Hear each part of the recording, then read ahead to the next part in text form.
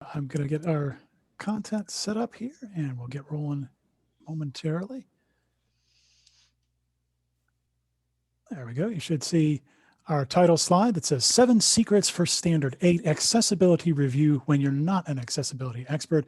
There's a picture of me holding up a scroll with some Egyptian hieroglyphs on it, because Standard 8 about accessibility can be a confusing thing if you're not an accessibility expert. I want to say thank you very much to Quality Matters for hosting the session today, to Cecilia Green for being our moderator, and to Morgan, who's doing the captioning in the background. And just a little bit of housekeeping. This is going to be an interactive session. So I'm grateful for everybody who's here on the live session. And if you are going to be watching the recording later on, please make sure that you have a way to pause and take notes so that you can interact and get some benefit out of the session that we're going to be doing together as well. So I'd love to invite everyone to the beach.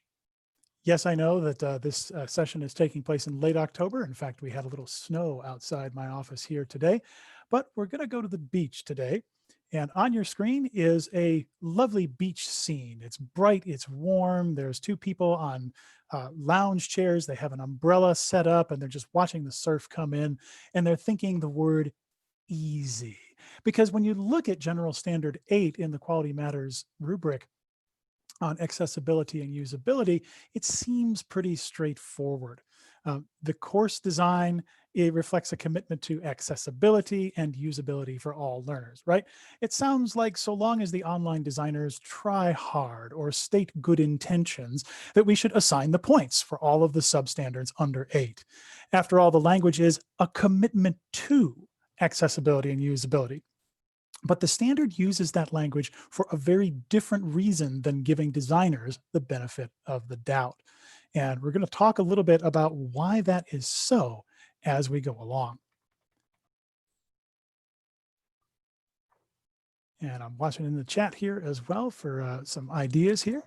And before we move ahead, I just want to make one little promise to everybody. You're going to learn something that will make things easier for you as you're doing your Quality Matters review. And promise number 2, I am totally interruptible. So if you have something that is a question or sparks an idea for you, put it into the chat or use the raise your hand feature under the participants menu, and we'll unmute you and bring you onto the live microphone. So if it seems easy, but it's not actually terribly easy, then why is that so? On your screen now is a picture of a surfboarder who is wiping out. He was at the top of a wave and it's totally went too much for him. And he says, wait a minute.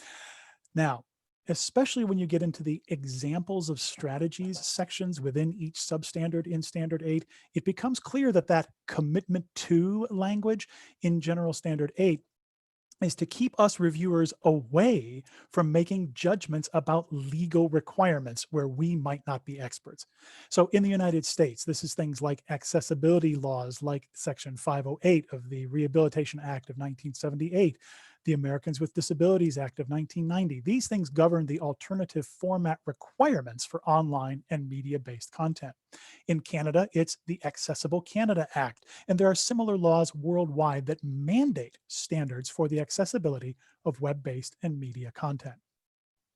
Now, while the general standard and the substandards all adopt language that lets reviewers kind of off the hook for making legal judgments, the examples sections in the strategies include a lot of detail level actions that are pulled from laws and standards, such as the Web Content Accessibility Guidelines, or WCAG. We can pronounce that WCAG. So if General Standard 8 sounds like something easy, but asks reviewers to apply skills and knowledge that only accessibility professionals usually have, how can non-specialist reviewers respond meaningfully? Well, the answer lies in understanding what the standard is actually asking for, which is less than what is noted in the overview statement for the standard. The standard kind of overpromises and then under asks, which is really nice for us as reviewers. On your screen, the background is a picture of underneath the water. You see bubbles rising up. And on your screen, you see General Standard 8. And then we've got all of the different pieces of the overview. So in the overview, It talks about utilizing the principles of universal design for learning, accessibility, ensuring access to content and activities, reflecting usability, and ensuring navigation and interaction with the course components. In today's session, we're going to talk about how only part of Universal Design for Learning, or UDL, is included in General Standard 8, how everyone can apply basic accessibility tests to content and materials, and how we reviewers can even, yes, I'm going to say this, ignore one of the substandards if a certain condition is met. So I've got a few things to play around with and work on with you folks. Now on your screen, it's the same background of those bubbles underwater, but here are all of the substandards. There's 6 of them. So navigation, readability, accessibility, alternatives, ease of use, and then vendor accessibility statements. I actually didn't put that in that same language, and we'll talk about why in a couple of seconds. From an accessibility professional standpoint, there's considerable overlap among all of these, except for the last one. And evidence for one substandard can easily count as evidence for multiple others. Today, you'll learn how to find, document, and comment on all 6 of these substandards by learning 7 secrets that accessibility professionals use when they're reviewing content using all of the 108 WCAG guidelines. And WCAG has A, AA, and AAA in terms of the level of success with which designers have met those standards. We're not going to turn you into accessibility professionals today, but we are going to base some of the shortcuts and tips on those WCAG standards. So on your screen now, it's sunset. You can see that there is a man on the beach. He has a metal detector and he's combing the beach trying to find metal washed up on the beach. And we're going to play a little game of spot the unmet standards. So let's do a little active practice. If you go over to bit.ly/QM Standard 8, you're going to see a folder that has some files in it. If you open up the file marked Spot the Unmet Standard, we're going to give you 3 minutes on the clock, and you'll find at least 2 items in the sample web page that support or you have concerns about General Standard 8. So you don't have to even have ever done a QM review in order to do this exercise. But let's think about that general overview. You can use the comment feature in the Google Doc there, or save your feedback for sharing verbally at the end of the review period. So let me put the standard into the chat, and then we'll put 3 minutes on the clock. Once those 3 minutes start, you're going to hear a little bit of music. If you'd like to mute while the music is playing, then that would work out all right. And I'll put into the chat when the time is going to be up. But let me put the, and thank you, JJ, for putting the link over there. I'm actually going to wait for everybody to head over there, and I'm going to put some music on. Music will be playing during the 3 minutes. So let's go with 3 minutes starting now. If you come back over away from the Google document, you can come here, and there's a countdown timer here on your screen as well. So let's put some music going. And 3 minutes starts now.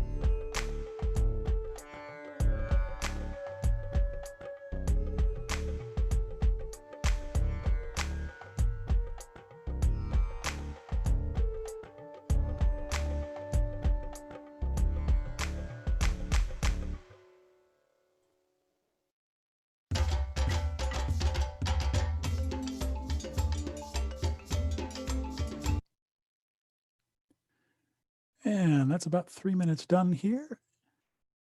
And I thought I had this one set so that everyone could edit. And I'm seeing in the chat that not everyone can. So thanks for keeping the notes as you go. Let's put those notes into the chat here. And I'm actually going to share out that particular screen so that we can all take a look together.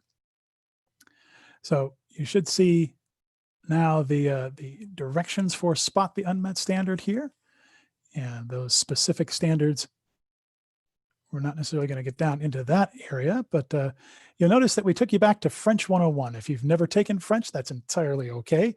We're looking for ways that we can think about General Standard 8 about accessibility and usability. So let me take a couple of seconds and take a look in the chat. We've got a couple of people who have put things in there. Before we start moving into everybody's comments in the chat here, I'd like to ask, is there anybody who would like to come onto the live microphone? We can unmute you and you give one or two of your pieces of feedback there.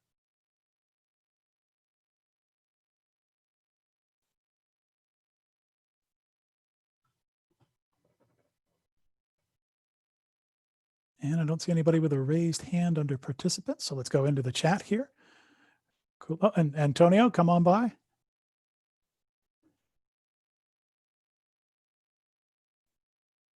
And Antonio, if you'd like to share your feedback.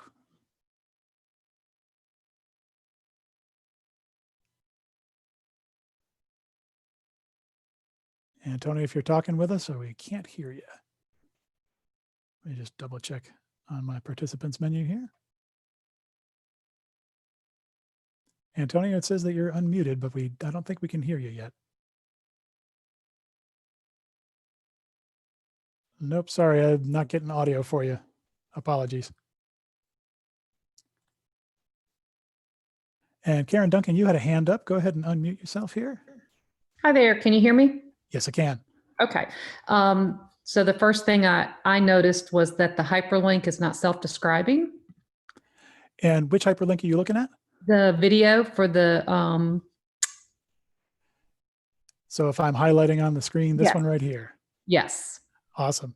And when you say self-describing, what we mean is that it shows the entire thing instead of these ones that say bookmark this page or here's introduction.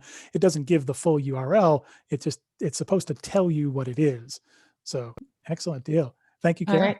All right. You want any others or you want to? Let's do one at a time. And if you've Okay. got more in your tank, we'll come back to you. That's all right. Okay. Sounds good. Grant. Anybody else want to come on the live microphone before we go over into the chat as well?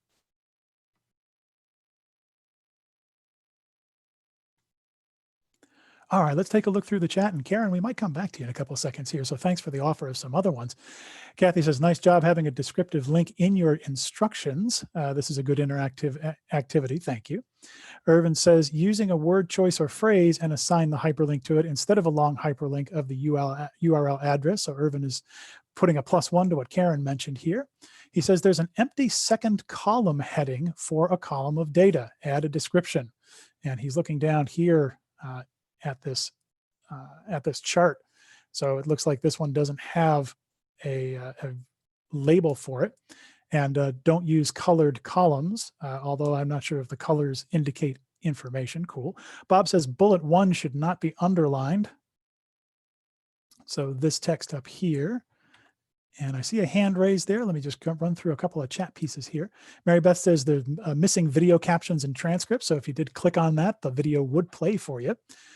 And Arlene says the table is an image and is not accessible. Yeah, if you click down here, you can see as I have my cursor on it, this is actually a picture of the words in a table and not the actual table itself. So that's a challenge for accessibility. I keep taking a look here. Cynthia says a student could not use a screen reader with this table. You are correct. Martha says also no closed captions on the video, as did David, as did Susan. No options for the instructions either. Karen's talking about self-describing links. Don't use underlining because underlining often indicates links on a web page. Table is all jacked up. That is absolutely the technical terminology that you should put into your QM review report. The header row should not have blank cells. The first cell shouldn't be split. And so we've got some questions in there.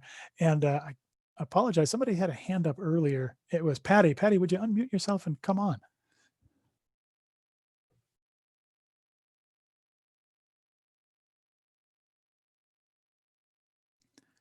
Patty Merrill, if you wanted to come into Can you hear me? Yes, we can now. Okay. Yeah, everybody answered it by the time you got to me. So no worries. What were you gonna say? Oh, I was just gonna comment on the descriptive for the first thing that came up, that it's not as descriptive text, it's the whole address. Yes, and then the underlined after number 1.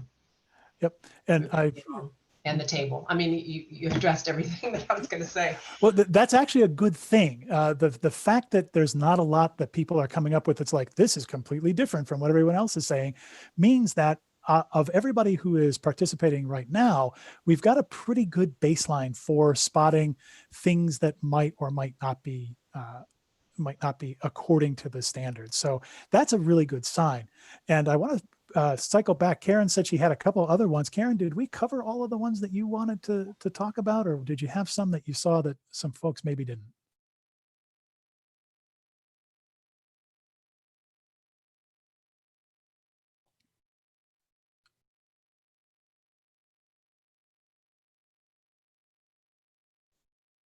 All right, no worries.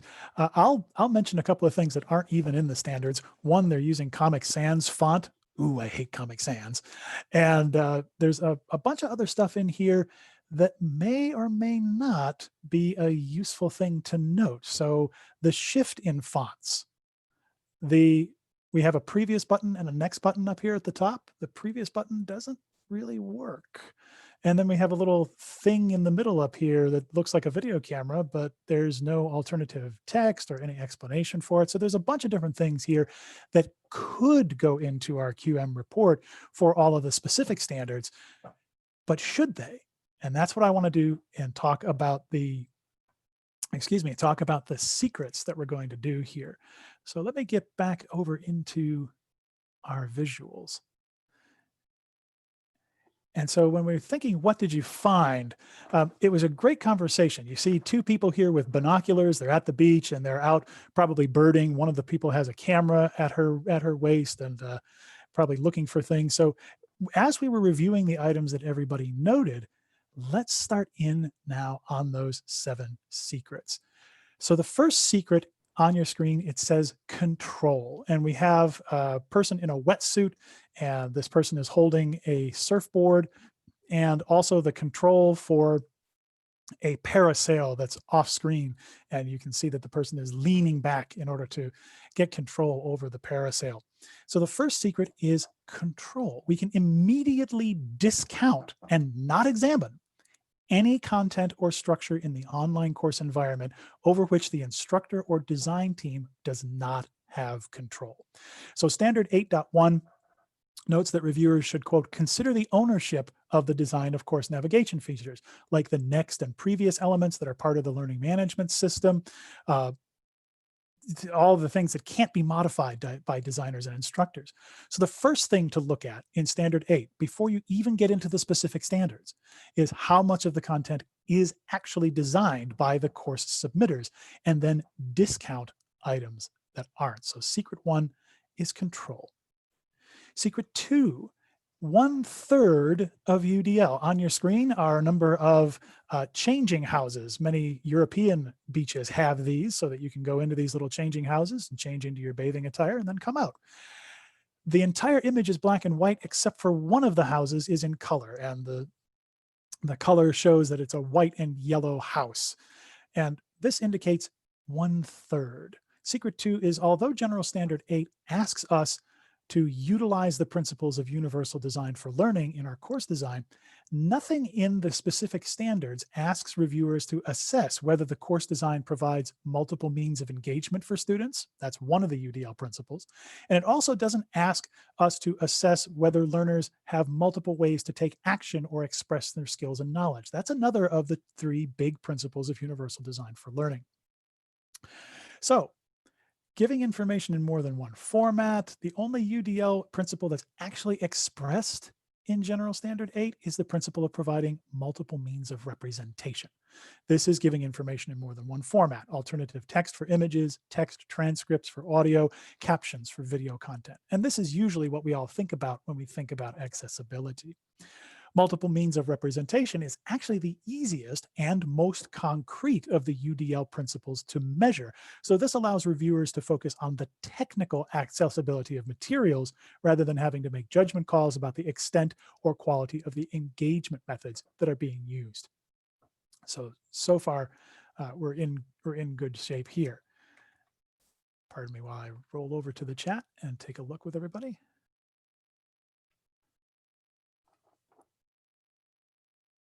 And let's see, Patty says the video has closed captioned. I thought if that was there, the videos would be closed captioned. Apparently that isn't the case. We'll actually take a look at that when we take another look at that content. So I love that comment. Thank you. The third secret, ease of use.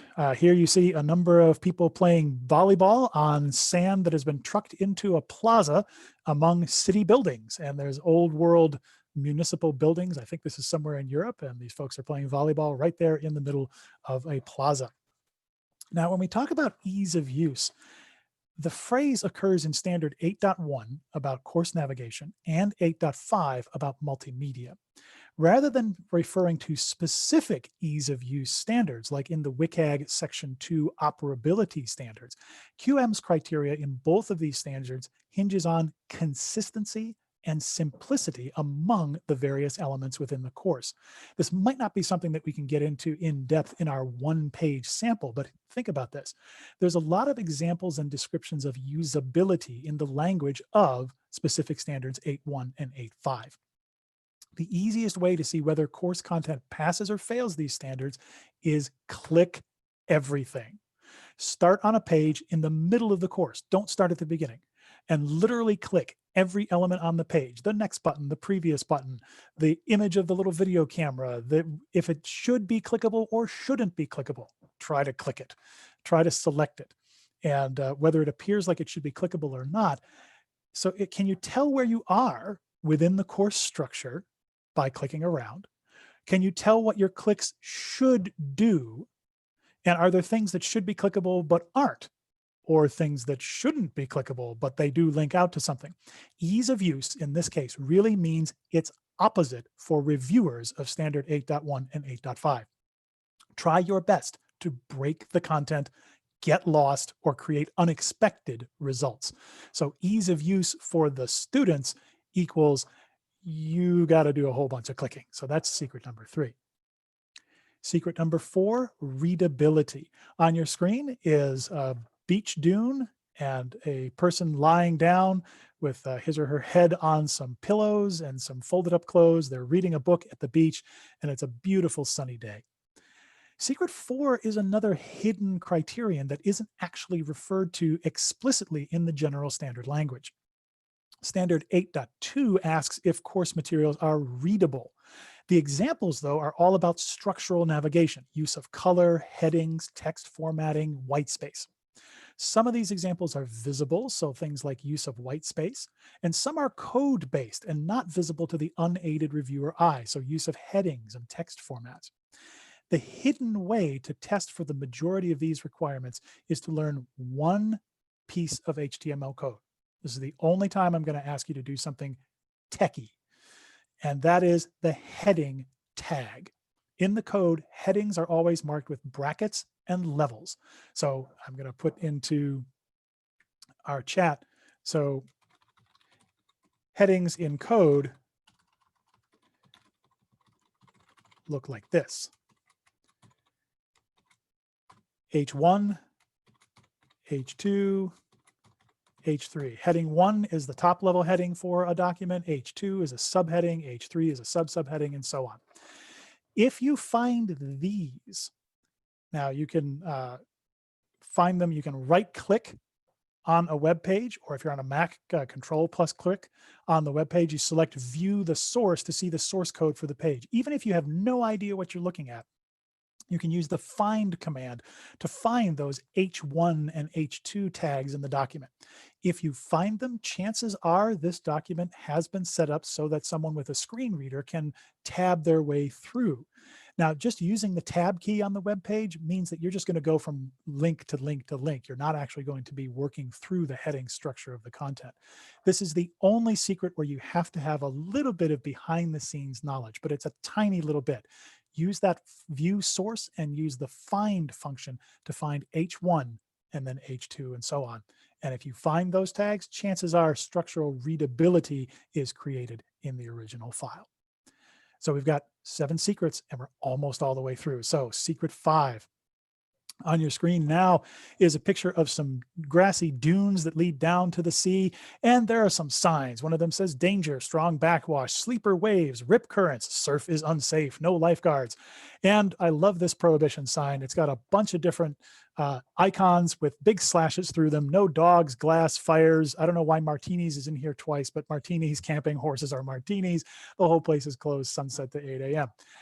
Secret 5, this is the one where I said we could probably ignore one of the specific standards if a certain criterion were met. And what I mean by ignore here is one of the specific standards is a yes or no determination.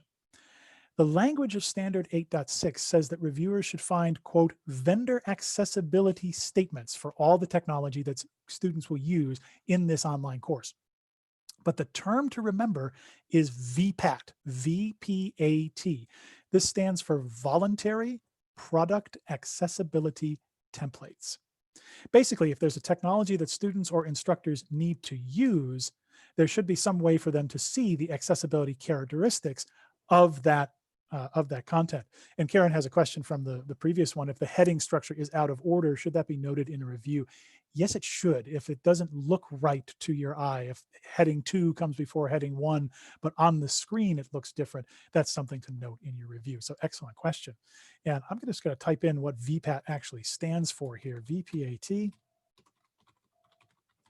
Voluntary Product Accessibility Statement, like that. Now, this specific standard is easy to review because just a link to a vendor's VPAT is enough to satisfy this criterion and award the points. In fact, finding where the VPATs or links to them are located is probably the hardest part of this because people put them in different spots. And since accessibility statements are voluntary, there aren't actually standards for whether they're actually useful or even completely true. I know, but progress over perfection. We want to make sure that we have at least got those statements about how people can take advantage of the accessibility parts of the course. So this is literally a yes or no for you folks.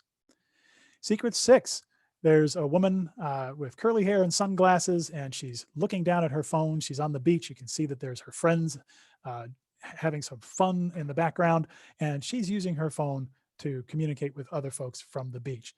Secret 6 is really secret. With the exception of specific standard 8.6 about the VPATs, every standard within General Standard 8 can be tested using a secret method.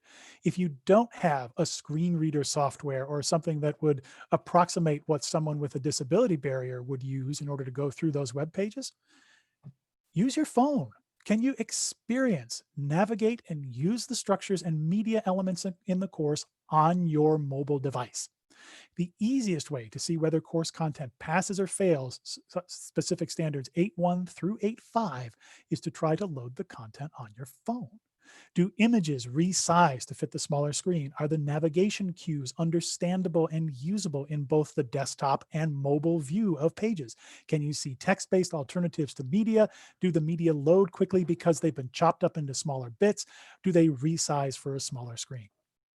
Logging in on your mobile device will surface concerns quickly and provide you with specific examples that you can put into your QM report. Okay, now secret 7 isn't actually so secret. QM has known that standard 8 reviews, if they're to be done thoroughly, require more than passing knowledge of accessibility standards. The standard 8 criteria have also undergone significant updates and clarifications from version to version of the QM rubric over the years. And because of this evolution of General Standard 8, QM asked experts in various accessibility fields to contribute guidance on specific common accessibility methods. many of which go beyond what is actually called for in Standard 8 to the Accessibility and Usability Resource Site, or AURS.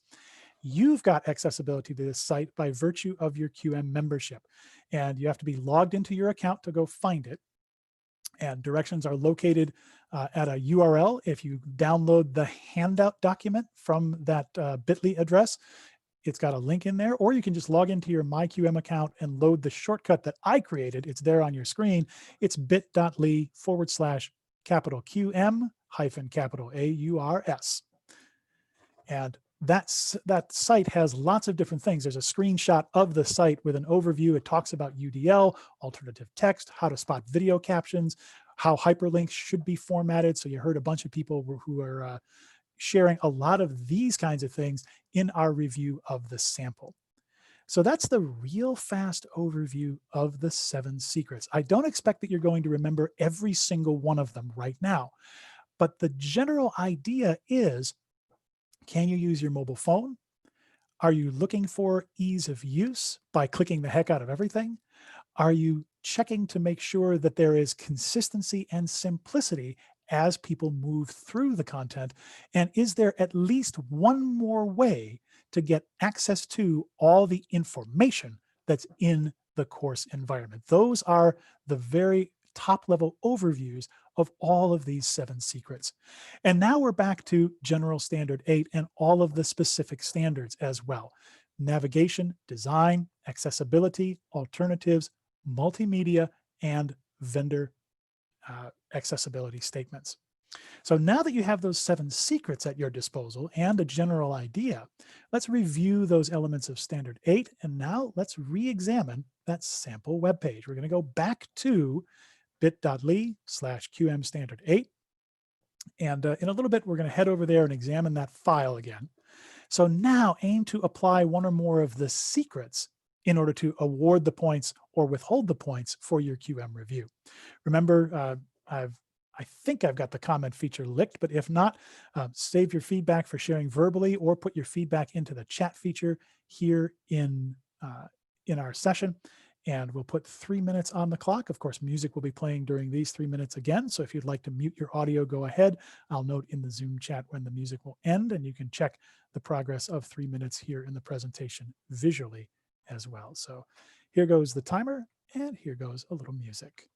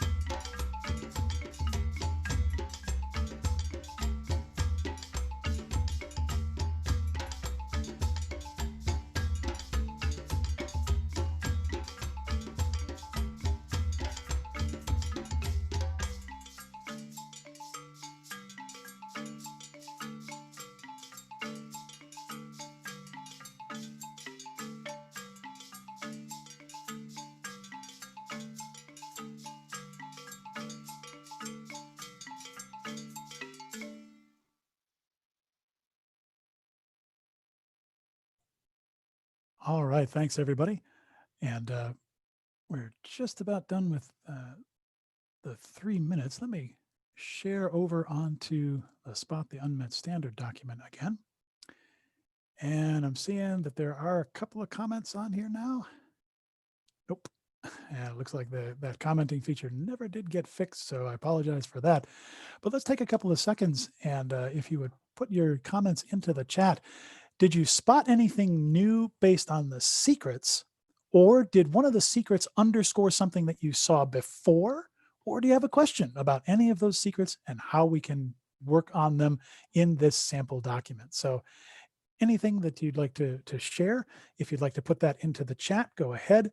And if you'd like to come onto the live microphone, please put your hand up and we'll get you unmuted and we'll get some sharing going here as well.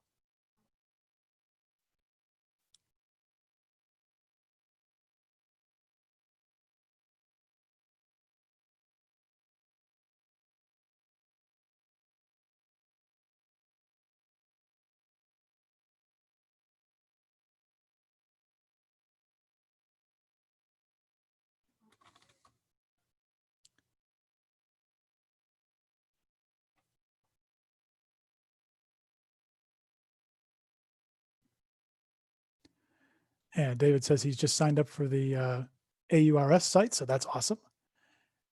Anybody care to take another pass through on the document though? Anything that we've underlined for you, or do you have suggestions about how to make it more accessible? Melissa's asking, would you consider the VPAT element to be one we would consider in our evaluation of this sample? I definitely look for VPATs.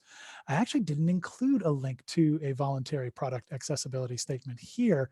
And one of the things that we should take a look at is, so for example, the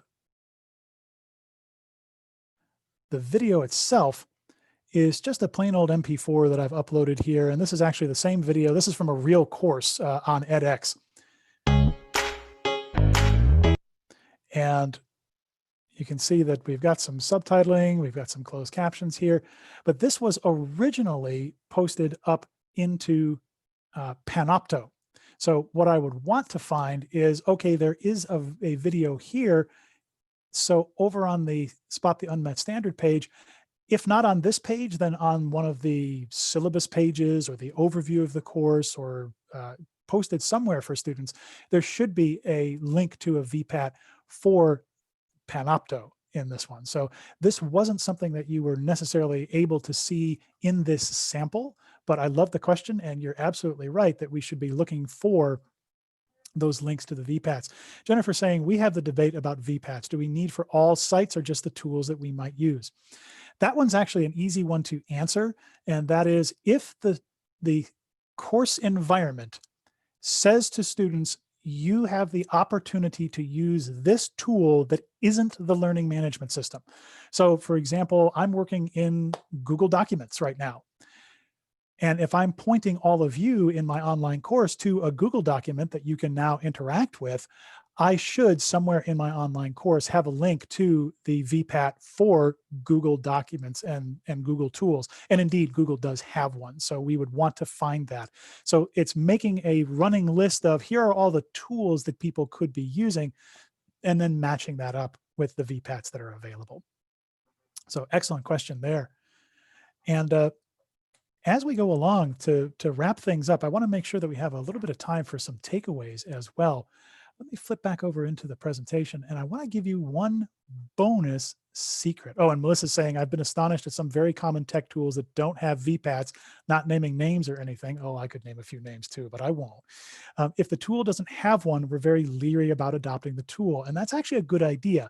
And the reason that that voluntary product accessibility template, or at least some statement about accessibility, is important is that it means that the institution itself, and by extension, the designer of the course, is using tools that have accessibility built in or have accessibility options in them. And if there's no VPAT available, then maybe you question your use of that tool as something that is accessible to folks on their mobile phones or folks with disability barriers or other barriers in their way. So excellent idea on that one. Let me come back into our documents, and I want to share one other thing. We talked about what did you find this time, and it looks like we had a pretty good understanding of what the accessibility challenges were in the first place, but we've got some good questions about the VPATs, and we've got some good concerns about the links and what everybody has control over. So if you're already an accessibility professional and you're on this session, use these secrets to help your colleagues who aren't. Use these secrets for folks who haven't done a lot of Quality Matters reviews. On your screen are two water skiers. One of them is wearing a wetsuit in the shape of the Australian flag, and the other one is hot dogging it by using his foot to hang on to the handle. I don't think I could ever water ski like these folks are, but this is the bonus. Before we end, this is a bonus secret. You can often tell how well accessibility criteria are being met by looking at the code behind the web resources. Again, you don't have to be an expert here, but for web pages, I use the inspect feature in Google Chrome. That allows me to view the source code for any page element. And I can also toggle the view between what it would look like on a desktop and what it would look like on a mobile device. So I don't even have to log in on my phone. I can use that inspect feature of my internet browser. So long as the elements of the course are consistent from page to page and module to module, chances are you'll have enough data to decide how to award the points for any of the criteria. And on your screen now, it's time to leave the beach. There's the minivan, the tailgate is up, all the blankets and the volleyballs and the cooler and the beach chairs and the fishing tackle are already in there, and it's time to head out. But before we do, we considered a lot of information in this session, and you have access to all of our materials on that QM Standard 8 bit.ly site. As we wrap up, what's one thing that you'll take away from our session today? One question you still have, one practice you want to try, one thing you're already doing that we've underlined as important. Take a second and post that in the chat. What's one thing that you're going to take away from our conversation?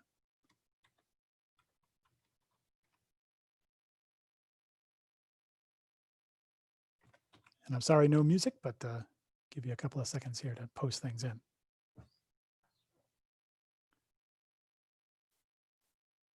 Yeah, people are still keying things in. Keep going. I'll give you a couple more seconds here. Karen said, I love the bonus idea of using the inspect. And Cecilia says, using a mobile device to do the checking. That's actually one of the ways that you can see how accessible things are.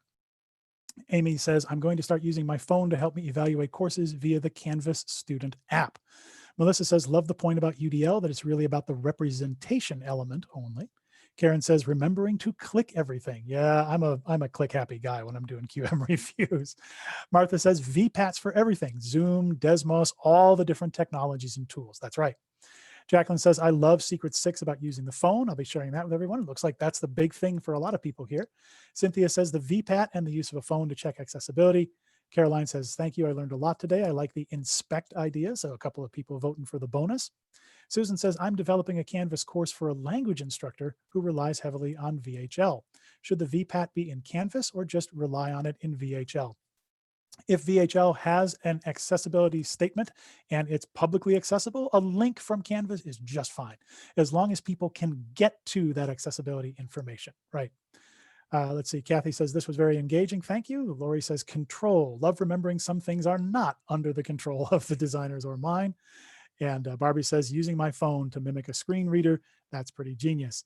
So I want to say thank you, everybody. And up on your screen, I speak and consult on this and a lot of other ways about how we use technology to mediate teaching and learning. If you enjoyed this session and you'd like to continue that conversation, I'd love to hear from you. You can see how I work with colleagues on my website, thomasjtobin.com. There's a picture of me, a bunch of books that I've published, and the areas that I speak in. So thank you, everybody, for being part of this QM Connect LX session. Please remember, take a few minutes to rate the session. You got an email with the rating link earlier, and enjoy the rest of the conference. Thanks a whole bunch. I'll turn it back over to Cecilia. Bye. Thank you very much, Thomas. I want to thank you for doing this presentation, and I really liked your 7 secrets. I'm going to start using that mobile device secret myself. I do want to remind everybody, please take a moment to complete the session survey. You received an email this morning that should have the link to that survey, and we'll also receive one this evening. So right now we're going to go on break. So please go to Gatherly and visit with the different people that are at that session in those different areas today. Our vendors are there. You can stop and talk with them. And then at 12:45, please make sure you're in Gatherly for those poster sessions as well. So thank you, everybody, and have a wonderful day. Bye. See you soon.